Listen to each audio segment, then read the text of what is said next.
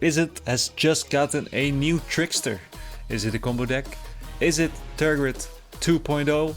My answer, yes. Hi guys, welcome to another episode of Tipsy Goat. My name is Edwin and today we're looking at Kefka Court Mage. Kefka is a 5 mana Grixis commander. It says whenever enters or attacks, each player discards a card. Then you draw a card for each card type among cards discarded this way. You can also pay 8.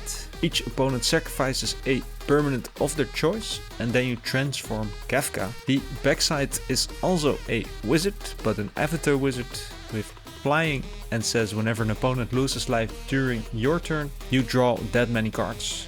It is a 5/7, so just dealing damage will net you 5 cards. So the front side lets you do things with drawing cards, with discarding cards, and with entering attack, and the activated ability lets your opponent each sacrifice a creature. So a lot of things going with just the commander and a lot of things we can build around.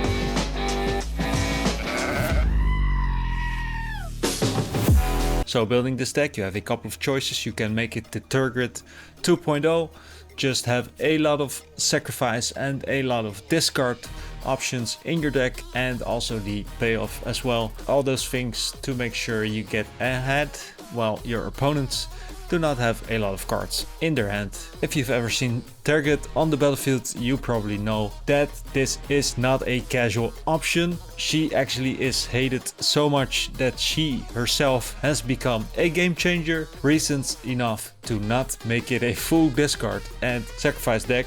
Instead, you could also do the exact opposite and build it as a Nekusar. So make your opponents draw a lot of cards while pinging them and kind of distracting them from how you're really going to win, because Kefka's backside is like a Nifmset Visionary, but on every kind of damage, not just no combat damage. And this means whenever you have a Starving Revenant or a Psychosis Crawler on the battlefield, you just draw your library from the first time that you will draw a card, because Psychosis Crawler says whenever you draw a card, each opponent loses 1 life, and Kefka says whenever an opponent loses life, you draw that many cards. So draw a card, they lose 1 life. They lose 1 life, you draw a card, and you have your whole library in your hand. We also have Revenant that does the same, but not for each opponent, just target opponent. So let's say you draw 80 cards, your opponents each have 40 life, so you will not deal 120 damage but just 80 damage, so you can instantly get rid of 2 opponents.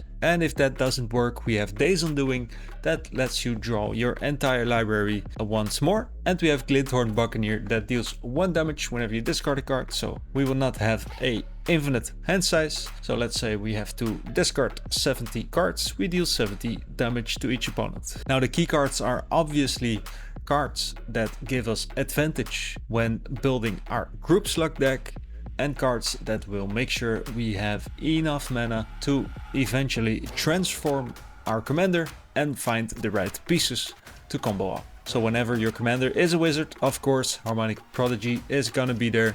Double ETBs, double attack triggers, double sacrifice a permanent whenever you transform your commander. A lot of good things. Thus, Deep Dwelling lets you blink your commander at your end step. As we are discarding, of course we have Waste Not. And as we said, Target is just gonna be the best card.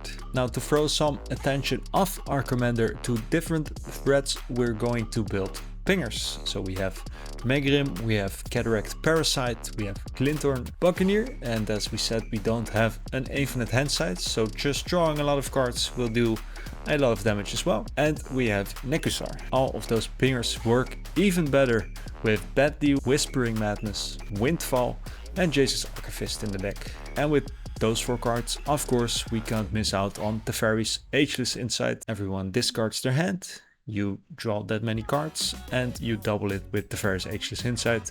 So Windfall would mean 7 cards, and Ageless Insight draws another 7. Now, if we are pinging, if we are drawing a lot of cards, we also need the mana. So we have Black Market to give us a lot of mana each turn for the amount of creatures that dies. We are not a control deck, but creatures will just die in Commander, that's a given. We have Seeding Song, we have Dark Ritual, and we have Mana Geyser. So our game plan is to control a little bit until we can finish off with transforming our Commander. We built some pingers to have multiple threats, multiple ways to win, but mostly just to delay a little bit and make sure our opponents have to interact with the things on our board. This means we are a control deck with a combo element. Adding the pingers to our control combo deck means it's more of a casual deck. So this makes us more of a mid-range deck, meaning we have 13 ramp, 12 card draw, 10 removal, 25 team cards, 7 protection spells, and 38 lands. So first off, we have Tessa and Essence Flux that let us blink our commander, Harmonic Prodigy to double it, and our threats are of course the pingers. We have Cataract Parasite, Razikin Needlehead, and Scrawling Crawler that each deal 1 damage whenever an opponent draws a card. Then we have Caress and Mergrim that each deal 2 damage whenever an opponent discards a card. And we have Buccaneer whenever we discard a card. Then we have Revenant and Psychosis Crawler as the win. And as we're doing all this good stuff, we're pinging, we're discarding a little bit. We have a lot of cards that will pay off for doing so. Of course, Waste Not, we have Jace Archivist. We have Crawler that is symmetrical, but still nets us cards as well. We have Windfall, we have Nekazar, we have a Bone Miser, which is pretty cool, because whenever we discard a creature card, we get a zombie.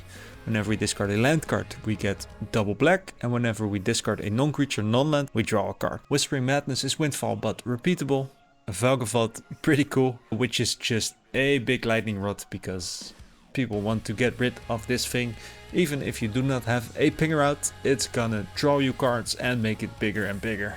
We have some cool payoffs in Sangromancer, because whenever a creature opponent controls dies, you gain 3 life. Same for whenever they discard a card. And whenever you draw a card, target opponent mills 2 if they're both non-land cards that share a color. Repeat this process. Especially funny if you have a mono player against you, because well, about half of their deck is going to be of one color, and yeah, lets you do this multiple times for each draw that you make. Of course, we're going to have to pay for all this. Most of this is just a normal mana base. We have a lot of signets, stones, and then we also have Ashnet's Altar to make sure we get to transform our stuff. Nightscape Familiar will just produce most of the cards in your deck.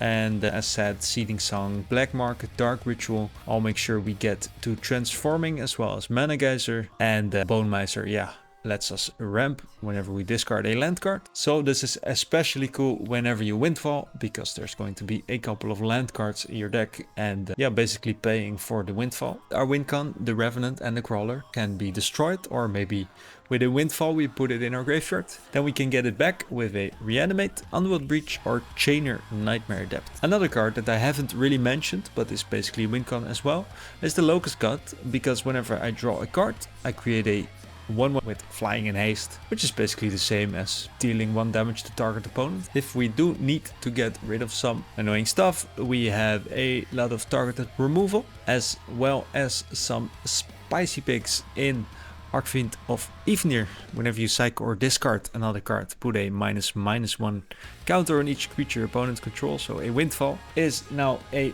board wipe as well.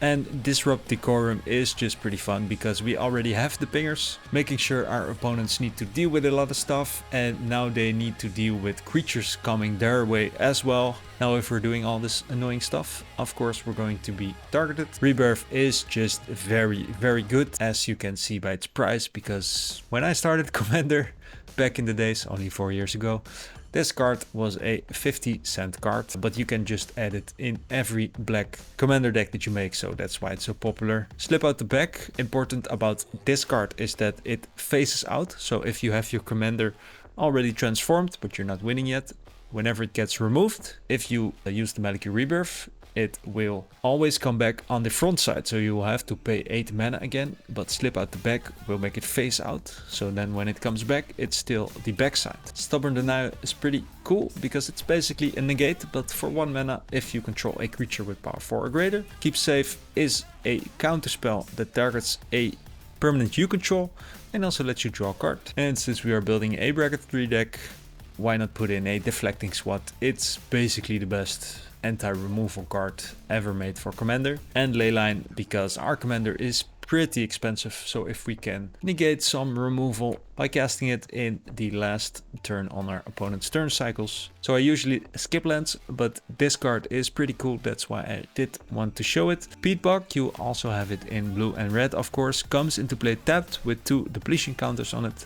And you can remove a counter to add 2 mana to your mana. So if you will play all 3 of them, just 3 land cards can give you 6 mana, which can give you a explosive turn if needed. I only added 1 to make sure you keep all your land drops, but of course you could add the other 2 as well. So this was my take on Kefka Court Mage. A lot of ways you can build them, but mostly it's just gonna be discard, maybe adding some blinkers if you're feeling mean, or adding another theme like I did with Group Slug. Of course you can just add demons, any kind of threat that you can find in Grixis, maybe Spellslinger, to make sure your opponents have to deal with some stuff while building onto your combo with the Revenant and the Crawler. If you do not want to win with the Revenant and the Crawler, you can make it more like a control deck or more like an aggro deck. So control would mean adding more discard, more removal, and aggro would mean adding more pingers, more Group Slug, just to win that way. But yeah, I think this way is the most fun, because you do need to get a lot of stuff on the table before you can combo out, because, well, your commander is 5 mana, the transform is 8 mana, so you're talking 13 mana, and then Revenant is 4 mana, Crawling is 5 mana. So on top of the 13 you still need 4 or 5 mana, so making it 17 or 18 mana. So it is kind of a 2-card combination, but a lot needs to happen, which makes this quite a casual combo deck, which I really love. So I hope this helped you making your own Kefka deck, and for now I would really like to thank you for your time and see you on the next one.